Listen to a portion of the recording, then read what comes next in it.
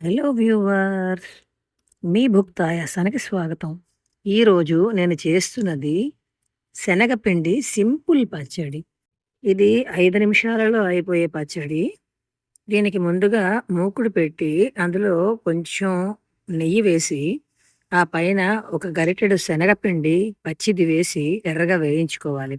ఈ వేయించుకున్న శనగపిండిని ఒక బౌల్‌లోకి తీసుకొని, అందులో ముందుగా నానబెట్టుకున్న చింతపండు రసాన్ని వేసి, బాగా బీట్ చేసుకోవాలి.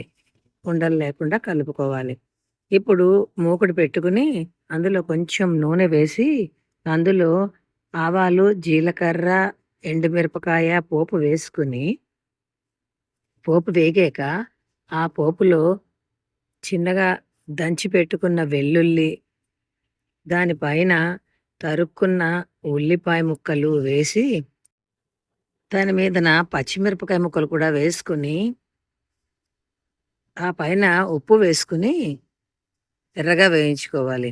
ఈలోపుగా ఈ వేయించి పెట్టుకున్న శనగపిండిలో ఎండుకారం కూడా వేసుకుని, దానిపైన ఈ వేయించుకున్న ఉల్లిపాయ ముక్కలు పోపుని వేసి, బాగా కలుపుకొని 5 నిమిషాల తర్వాత ఇడ్లీ, దోస, వడ దేనికైనా గానీ రెడీ అండి 5 మినిట్స్‌లో తినడానికి.